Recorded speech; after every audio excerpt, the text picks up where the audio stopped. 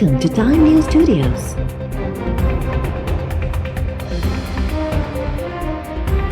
You are watching 9 PM Bulletin.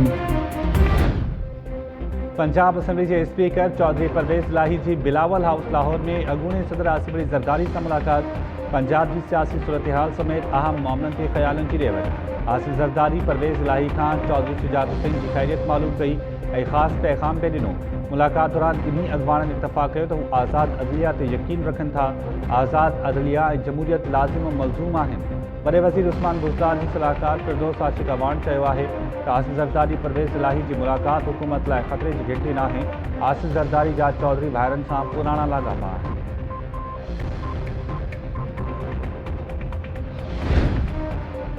कपड़न जो जिनसी ज़्यादती सां को वास्तो नाहे ज़्यादती या ज़ुल्म कंदड़नि लाइ हिकु जहिड़ो कानून हुजणु घुरिजे Peoples Party chairman Bilawal Bhutto Zardari वज़ीर आज़म इमरान ख़ान जे रिमार्क्स खे अफ़सोसनाक करार ॾींदे चयो त असांखे ॾोहनि लाइ बहानो बणाइण बदिरां मुतासिरनि जो साथ ॾियणु घुरिजे ख़ान साहब अहम उहिदे ते वेठो आहे के सोची सम्झी लफ़्ज़ चूंडणु घुरिजनि जॾहिं वज़ीर आज़म अहिड़ियूं ॻाल्हियूं कंदो त पैगाम वेंदो त जंहिंसां नाइंसाफ़ी थी ॾोह बि उनजो ई आहे इमरान ख़ान कॾहिं बि कंहिं दहशतगर्द खे दहशतगर्द नाहे चवंदो उसामा बिन लादेन दहशतगर्द नाहे त पोइ केरु दहशतगर्द आहे इमरान ख़ान खे पंहिंजी पॉलिसी ते नज़रसानी करणी पवंदी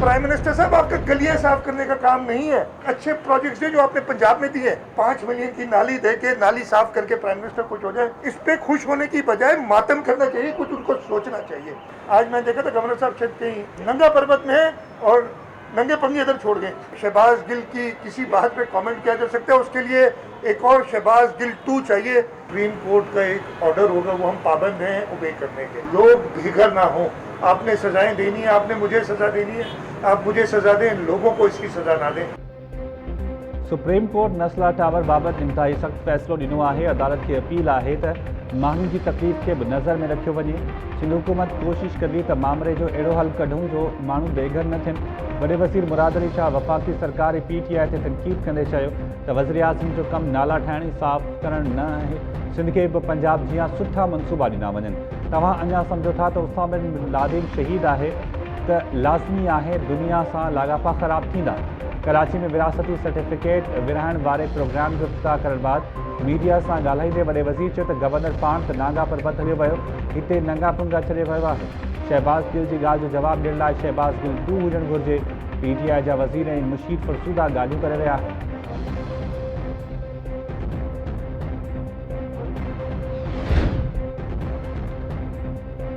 सुतसमा वारे वफ़ाक़ी वज़ीर फवाद चौधरी मुल्क के समूरनि मसइलनि जो ज़िम्मेवार नून लीग पीपुल्स पार्टी की क़यादत के करार ॾेई छॾियो क़ौमी असम्बली में ॻाल्हाईंदे फवाद चौधरी चयो त असांजे निज़ाम जो मसइलो 2 ख़ानदान आहिनि हिकु लंडन में मिल्कियतूं ठाहे रहियो आहे ॿियो दुबई कैनेडा ऐं पेरिस में प्रॉपर्टीज़ ख़रीद करे रहियो आहे बजट बहस में अपोजिशन का भी संजीदा ॻाल्हि नाहे कई अपोजिशन धांधी जो घोड़ करण बदिरां चूंड सुधारनि ते तजवीज़ूं पेश करे अपोजिशन वारा इमरान ख़ान मथां तनक़ीद करे संदसि मक़बूलियत में इज़ाफ़ो करे रहिया आहिनि वफ़ाक़ी हुकूमत गिराट जी मद में सिंध खे अलॻि रक़म ॾिनी वई ॿुधायो वञे त इहो पैसो केॾांहुं वियो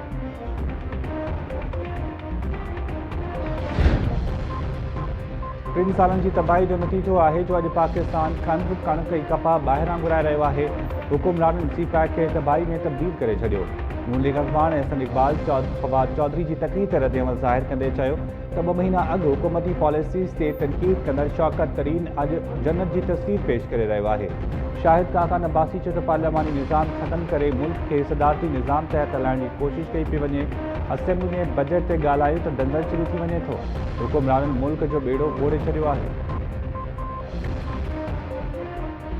यहाँ पर तो आपको पता है कि जिस एयरपोर्ट से हम आते जाते हैं वहाँ पर एक अयान अली एक्सप्रेस नाम की फ्लाइट चलती थी वो फ्लाइट आती थी खाली बैग लेकिन जाती थी वो पैसे भर के वो जो 5,200 अरब सिंध के अवाम के नाम पे पैसा आया उसमें से आधे से ज्यादा तो ये ले उड़े तो आप इतने नकम्मे हैं कि आपसे अपना टारगेट सेट किया हुआ नहीं रखा अबूर होता। इस तरह तो डाकू चोर भी मुल्क को नहीं लूटते जो आप कर रहे हैं। ये आप कर क्या रहे हैं, आवाम को तो बताएं। आपकी इस बुरी परफॉर्मेंस पे हमें सिंध में नाली, सड़क, गटर का काम भी करना पड़ रहा है जो हमारा नहीं है। अगर आप वफाक को इतना मिस करते हैं तो आप एक एप्लीकेशन दे दीजिए कि आप नाहल हैं, आप यहाँ हुकूमत नहीं कर सकते। वफाक टेक ओवर कर लेगा और बड़े अच्छे से ख्याल रख लेगा। ट्रांसपोर्ट भी सीधी कर लेंगे, बाकी चीज भी सीधे कर लेंगे। सिंध की आवाम ने हमें वोट दिया, हमारा स्टेक है, हमने आगे सिंध में हुकूमत कायम करनी है। हम क्यों सिंध को डिप्राइव करेंगे। वज़ीर-ए-आज़म के खुसूसी मुआविन शहबाज गिल जा पीपल्स पार्टी चेयरमैन सिंध सरकार से तनकीदी बात। शहबाज गिल चयो आहे त अयान अली की फ्लाइट खाली बैग खड़ी ईंदी हुई ऐं वरी भरियल बैग सां वापस वेंदी हुई। सिंध जे नाले ते 5200 अरब रुपया मिलिया। पीपल्स पार्टी वारा उन मां अधु खां वधीक पैसा खणी विया। सिंध हुकूमत पंहिंजो तय कयल टैक्स हदफ़ पूरो न करे सघी। तव्हां एतिरा नाहिल आहियो जो पंहिंजो टारगेट पूरो नथा करे सघो। सिंध हुकूमत की बदतरीन कारकर्दगी सबब वफ़ाक के सूबे में नालनि ऐं गटरनि ते कमु करणो पइजी रहियो आहे। PTI खे सिंध में हुकूमत करणी आहे। सूबे जे आवाम में महरूमी छो पैदा कंदासीं। सिंध हुकूमत जो झेड़ो आहे इन ते त वफ़ाक कैश पैसा ॾे, असां कैश पैसा ॾियण खां इनकार करे छॾियो।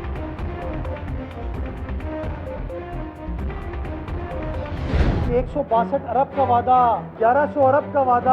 फवाद चौधरी साहब कहते हैं हमने 5 अरब रुपए लगाए उस शहर पे, जो शहर वफाक को 60 से 70% कंट्रीब्यूट करके दे रहा है। जो पैसे NFC की मद में मिलते हैं ये एहसान नहीं करते हैं। कल भी ये कहा था, आज भी कह रहा हूँ, इनके वालिद साहब के पैसे नहीं है, ये हमारा आईनी हक है। जिस शहर ने इमरान खान साहब के साथ उनके 14 साथियों को इलेक्ट कराया, उस शहर के साथ इन लोगों ने ये नाजायजी की। कोई भी वफाकी हुकूमत कोई कैश नहीं देती है किसी हुकूमत को। ये बोरियां लेके शायद आप किसी घर से जाते थे। हुकूमतें जो है ना वो स्टेट बैंक के जरिए काम करती हैं। क्या इमरान खान साहब इस वक्त अपने गवर्नर साहब को उन्होंने गवर्नर हाउस में रखा हुआ है सियासी मकासद के लिए इस्तेमाल करने के लिए? नमक भी वो खा रहे हैं, गाली भी वो दे रहे हैं, लेकिन नमक मारा है। तो ये लोग शो करते हैं, ये वफा पे बिलीव नहीं करते। ये वफा इन लोगों में है ही नहीं।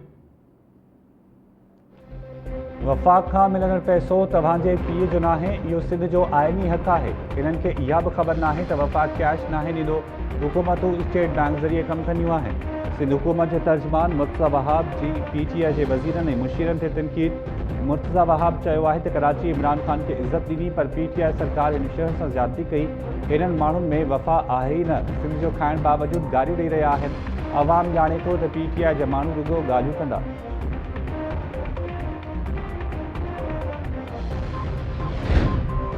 शुगर मिल्स स्कैंडल ते अपोजिशन लीडर शहबाज शरीफ खां 1 कलाक ताईं पुछा ॻाछा। FIA लाहौर शहबाज शरीफ खां रमज़ान शुगर मिल्स में नंढनि मुलाज़िमनि जे खातनि में मुबैना तौर 25 अरब मुंतक़िल करण बाबति सवाल कया। शहबाज शरीफ सवालनि जा जवाब ॾियण बाद वापसि हलियो वियो।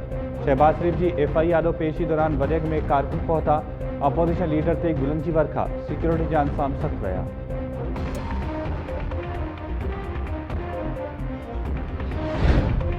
रेंजर्स बहरिया टाउन आॾो धरणे दौरान बाहियूं ॾियण ऐं फुलूट करण जे इल्ज़ाम में वधीक 5 कांग्रेस कारकुननि खे गिरफ़्तार करे वरितो। भञा ऐं बाहियूं ॾियण वारे वाक़िअनि जा CCTV फुटेजिस जारी। गिरफ़्तार जवाबदारनि में अमीर अब्बासी, माशूक अली, शफ़क़त उर्फ़ कामरेड देशी, परवेज़ आरेजो ऐं हैदर अब्बास शामिल। रेंजर्स तर्जुमान जो चवणु आहे त गिरफ़्तार जवाबदार बहरिया टाउन में फुलूट, बाहियूं ॾियण ऐं ख़ौफ़ पखेड़ण में मुलविस आहिनि। जवाबदार मनसूबाबंदी तहत साथियुनि सां गॾिजी बहरिया टाउन में दाख़िल थिया। संदनि हथनि में लोही पाइप, बाहि ॾियण लाइ मवाद ऐं डंडा हुआ। रेंजर्स तर्जुमान मूजिब सनान कुरैशी, परवेज़ बुगियो, अब्दुरूफ़ काठो, हबीब गोलो, अली हसन वलीजो ऐं सदरुद्दीन फ़हीम खे अॻु गिरफ़्तार कयो वियो हो।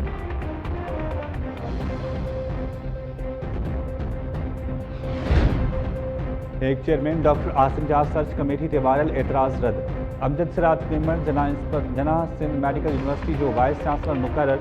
सिंध जे वॾे वज़ीर जी मंज़ूरी बाद अमजद सिराज मेमन खे वाइस चांसलर मुक़रर करण जो नोटिफिकेशन जारी। हेग चेयरमैन डॉक्टर आसिम वॾे वज़ीर खे ख़त लिखी डॉक्टर कदीर राजपूत जी सरबराही में क़ाइम सर्च कमेटी खे नाहिल करार ॾेई छॾियो। वॾे वज़ीर मुराद अली शाह हेग चेयरमैन जा एतराज़ रद्द कंदे अमजद सिराज मेमन खे 3 सालनि लाइ वाइस चांसलर मुक़रर करे छॾियो।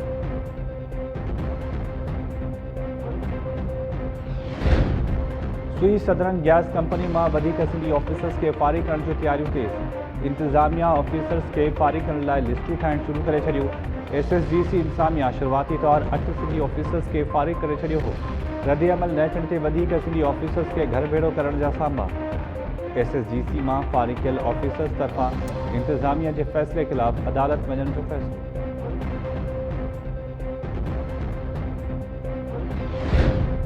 वज़ीर-ए-आज़म इमरान ख़ान तरफां सिटीज़न पोर्टल ते औरत हिरासमेंट बाबति 5 भेरा दाख़िल शिकायत में ग़फ़लत ते काबड़ जो इज़हार। DG FIA के लाॻापियल ऑफिसर्स के मुअत्तल करण जी हिदायत। वज़ीर-ए-आज़म ऑफिस मौजिब औरत हिरासमेंट सबब यूनिवर्सिटी मां नौकरी छॾे FIA सां राब्तो कयो हो, पर FIA ऑफिसर्स कार्रवाई न कई।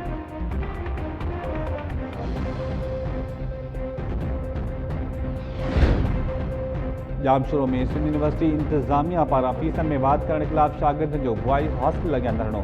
शागिर्दनि दाहियो आहे त सिंध यूनिवर्सिटी इंतज़ामिया गैर क़ानूनी तौर गार्टेट रोड फीसन में इज़ाफ़ो कयो आहे। 1.5 साल ताईं यूनिवर्सिटी बंदि हुई, हुन बावजूद फीसन में इज़ाफ़ो करे शागिर्दनि जो मुआशी क़त्लाम कयो पियो वञे। सुभाणे खां एहतिजाजी तहरीक शुरू करण जो ऐलान।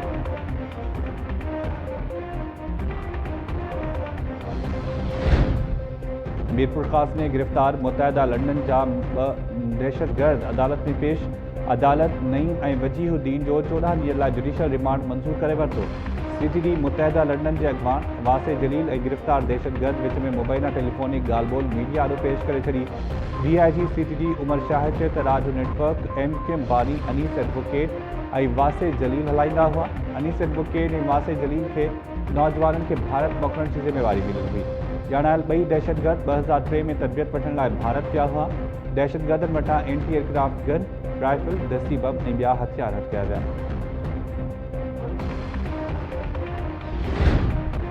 सिंधी वसननि ते वालारी कांग्रेस क़यादत जी गिरफ़्तारी ख़िलाफ़ सिंध एक्शन कमेटी जे अवामी राब्ता मुहिम जारी।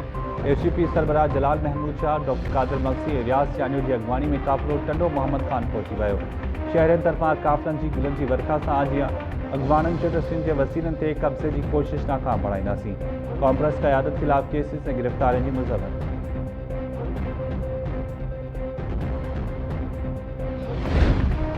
जेकॾहिं कश्मीर मसइलो हल थी वियो त एटमी हथियारनि जी ज़रूरत न रहंदी, पोइ पाकिस्तान ऐं भारत ॿई महसूब मुल्क बणिजी रही सघंदा। वज़ीर-ए-आज़म इमरान ख़ान वॉशिंगटन पोस्ट में आर्टिकल लिखियो आहे त पाकिस्तान जा एटमी हथियार असांजे दिफ़ा लाइ आहिनि, भारत सां पे जंगी विड़ियूं आहिनि, पर एटमी सलाहियत हासिल करण खां पोइ छिक ताण ज़रूर थी आहे, पर ॿिन्ही मुल्कनि में जंग न आहे।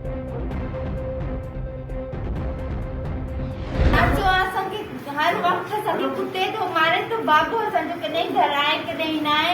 3 दफ़ा 4 दफ़ा मारे अथनि। मूंखे ज़हर बि ॾिनी वई आहे, रिपोर्ट कराई आहे, पुलिस वारनि खे कुझु न चयो आहे। मुंहिंजो चाचो शेरमन, अयूब ऐं नवीद मुंहिंजो भाउ आहे, हुई मूंखे गोली हणी आहे। गॾु थी करे मूंखे मारणु चाहिनि था। मुंहिंजे चाचे खे गिरफ़्तार करियो ऐं मुंहिंजे भाउ खे बि गिरफ़्तार करियो, जीअं बि करियो। पुलिस कुझु बि नथी करे। मूंखे हिकु बुढे खे ॾियनि था, पुराणे खे ॾियणु चाहिनि था। ऐं मुंहिंजे बाबू चयो मुंहिंजी धीउ आहे, मूंखे पिटींदी। हाणे उहे चवनि था हिकु मुंहिंजे बाबे खां बि वॾो आहे, उहो पुराणो आहे। बख्शियापुर वेझो पीरसन सां शादी खां इनकार करण ते नारी ते चाचे ऐं भाउ जो मुबैना तौरु हमलो, फायरिंग में ज़ख़्मी। ॻोठ मोहम्मद नवाज़ बदरानी वासन बशीरा बदरानी दाहियो आहे त चाचो शेरल ऐं भाउ नवीद पीरसन सां पुराइणु चाहिनि था। इनकार करण तां तशदुद जो निशानो बणाए गोली हई वई। चाचे ऐं भाउ पहिरियां बि तशदुद करे ज़हर ॾेई मारण जी कोशिशि कई हुई। पुलिस का बि कार्रवाई नथी करे। नोटिस वठी इंसाफ़ ऐं तहफ़्फ़ुज़ ॾिनो वञे।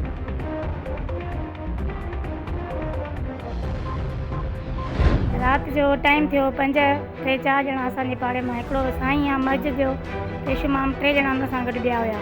जीअं ई आया आवाज़ थियो मां उथियमि, मूंखे हिन पकड़ण जी कोशिशि कई, मूंखे अंदरि बि वठी विया। 3 ॼणा भॼी विया। जेको इहो साईं हो हिनखे मुंहिंजे घर वारे पकड़े विधो। मूंखे ब्लैकमेल कयो हुई। 7-8 महीननि खां अॻु मूंखां नंबर वरितो हुई।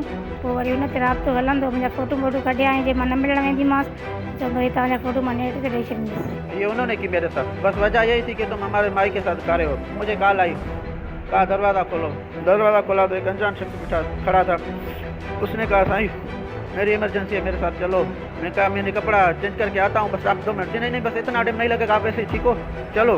घर पहुँचा, कैसे उसने मुझे खींचा। वो जब मैंने देखा तो 3-4 थे। मेरे साथ बहुत तशद्दुद किया है, मुझे मेरी बात ही नहीं सुनी। मैंने कहा जितने तुम तो कहो कि पैसे मैं उतने ही दूंगा। दूसरे ने कहा कि नहीं ये मेरी माई के साथ मना काला है, इसको ऐसे नहीं छोड़ेंगे, पैसे कैसे मांगे, इसको मारा है बहुत, हम छोड़ेंगे तो ये भी कार्रवाई करेगा हमारे तरफ से।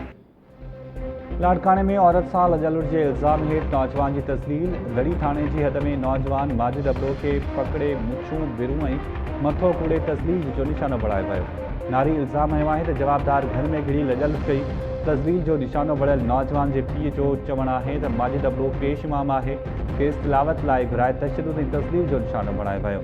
SSP लाड़काणे चयो आहे त धाड़े जो मामलो नाहे। नारी बयान ॾिनो आहे त जवाबदार घर में घिरी ज़्यादती कई। वाक़े बाद नारी जे सहुरे लियाकत खोखर खे गिरफ़्तार करे जांच शुरू करे छॾी आहे। चूंडको में ॼाणियुनि जो पीछो करण ते औरतुनि जो नौजवान खे कुटको। पुलिस एहलकार शहरी तमाशो ॾिसंदा रहिया। ॼाणियुनि जो चवणु आहे त नौजवान अमानुल्ला शंभाणी ॼाणी जो पीछो करे रहियो। करे चुको आहे। तव्हां पाण ॿुधायो का औरत केतिरो बर्दाश्त कंदी जेके चयो वञे थोकी औरत पंहिंजा डॉक्यूमेंट्स कढी करे था।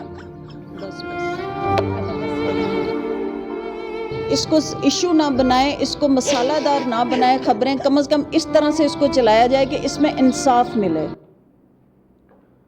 कोटड़ी में लजालुट ऐं ब्लैकमेलिंग जा संगीन इल्ज़ाम मञींदड़ लेडी पुलिस एहलकार अनिला थेबो SSP जामशोरो मां मायूस की अदालत पहुची वई। अनिला थेबो जामशोरो की अदालत में दरख्वास्त दाख़िल कराई है। मौक़िफ़ अख्तियार कयो त एहसान जतोई ऐं संदसि टिनि मामनि नशो ॾेई इज्तिमाही ज़्यादती जो निशानो बणाइण बाद वीडियो रिकॉर्ड कई। जवाबदार 3 सालनि ताईं ब्लैकमेल करे ज़्यादती कंदा रहिया ऐं पैसा बि वठंदा रहिया। मुतासिर एहलकार तरफ़ां इंक्वायरी ऑफिसर मथां तज़लील जो इल्ज़ाम।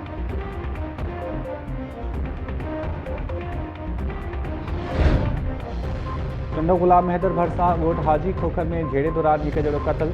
ज़रई ज़मीन जे तकरार सां खोखर बिरादरी जी ॿिनि घरनि में झेड़े दौरान फायरिंग में 4 ॿारनि जो पीउ मोहम्मद कासिम खोखर मारिजी वियो। मक़तूल जो लाश इस्पताल मुंतक़िल। घुरनि विच में छिक ताण ते।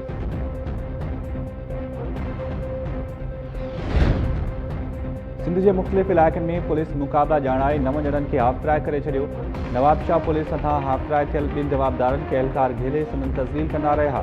हैदराबाद में पुलिस 2 मुबैना फ़ौरन मौला बख्श मल्लाह ऐं सुहेल आराई खे हाफ़राए करे छॾियो। बदीन जे सैलानी रोड ते मुक़ाबले दौरान जवाबदार सदाम जतोई नादिर जतोई ज़ख़्मी हालत में गिरफ़्तार। रखण पुलिस जवाबदार शाह मोहम्मद सूरो खे हाफ़राए करे छॾियो। मदेजी पुलिस हथां मुक़ाबले दौरान जवाबदार इमाम दीन शर हाफ़राए। सखर में मुबैना ॾोहारी फ़खरुद्दीन सदोई ज़ख़्मी हालत में गिरफ़्तार। पुलिस मुक़ाबले दौरान शहरनि जी हाफ़राए थियण ते केतिरा ई सवाल उथण लॻा।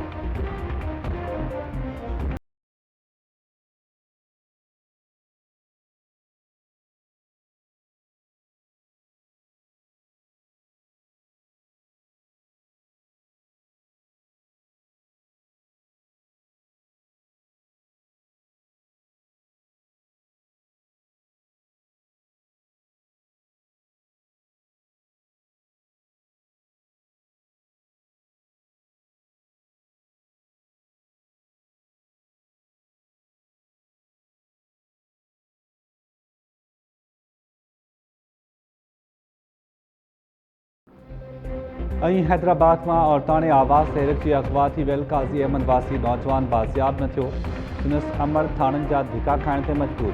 बाडरा में महीनों अग मेहन के इलाज बहाने पंजाब घुराए अगवा थियल नौजवान ख़ालिद मलाणो के वारसनि खां 50 लाख रुपया भुंग तलब। नौजवान के वारसनि एहतजाज कंदे ॿुधायो आहे त गुरबत सबब 2 वेला मानी लाइ परेशान आहियूं। भुंग की रक़म किथां आणियूं।